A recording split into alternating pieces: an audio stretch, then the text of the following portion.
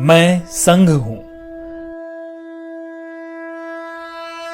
आज मैंने 96 वर्ष का सफर तय कर लिया है और 97वें वर्ष में प्रवेश कर रहा हूं। वर्ष 2025 को मैं 100 वर्ष का हो जाऊंगा। वर्ष 1925 में विजयादशमी के दिन नागपुर में डॉक्टर केशव राव बलिराम हेडगेवार जी ने मुझे संघ रूपी जिस बीज के रूप में रोपा था, तब किसी ने भी नहीं सोचा होगा कि मैं एक वट वृक्ष बन जाऊंगा।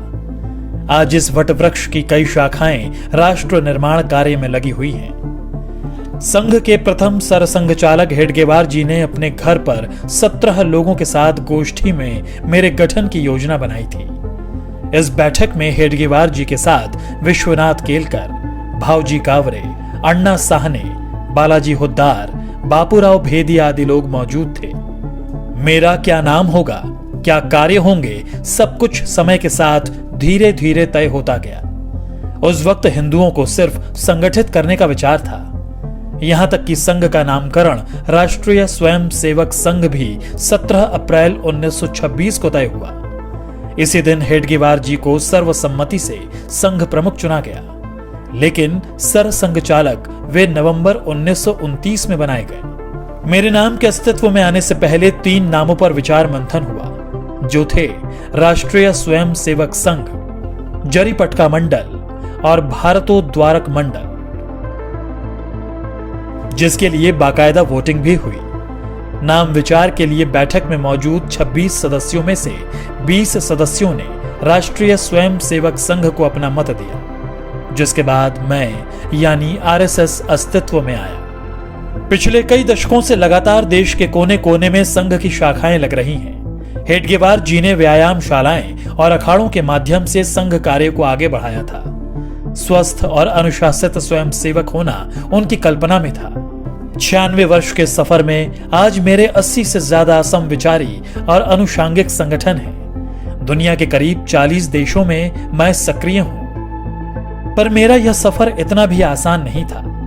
कई ऐसे मौके आए जब मुझ पर आरोप प्रत्यारोप भी लगे और यहां तक प्रतिबंध भी लगा दिया गया। इस दौरान स्वयं सेवकों के साथ दुर्व्यवहार भी हुआ, लेकिन हम स्पष्ट थे क्योंकि हमारा लक्ष्य स्पष्ट था। हम सम और विषम परिस्थितियों में एक समान बढ़ते रहे क्योंकि लक्ष्य बड़ा था। संघ के विरुद्ध दुष्प्रचार के बावजूद समाज का एक बहुत बड़ा वर्ग ऐसा भी था जो संघ के समर्पण को देख रहा था और समझ भी रहा था। यही कारण था कि जिस परिवार को संघ के स्वयं सेवकों की मदद किसी न किसी रूप में मिली, वह सदैव के लिए संघ का हो गया। मैं तो अपने कार्य पथ पर अपने स्थापना के साथ ही निरंतर चलता रहा। आजादी मिली, लेकिन विभाजन की विभीषिका के रूप में दर्द भी मिला। रास्ते कठिन थे, मगर मैं रुका नहीं। अपने राष्ट्र और सनातन सुरक्षा के लिए मैंने तब भी 3000 कैंप्स लगाए और अपने बंधु भगिनियों के साथ चला।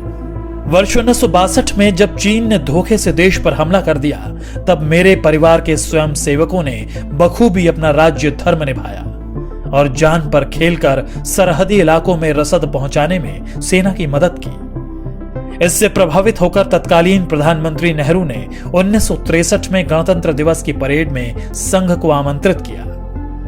स्वयं सेवकों ने उस गणतंत्र दिवस की परेड में पूर्ण गणवेश के साथ भाग लिया और अपनी सादगी सात्विकता से सबको अवगत कराया था। इसके बाद वर्ष 1965 में पाकिस्तान से युद्ध के दौरान भी स्वयं सेवकों ने महत्वपूर्ण भूमिका निभाई।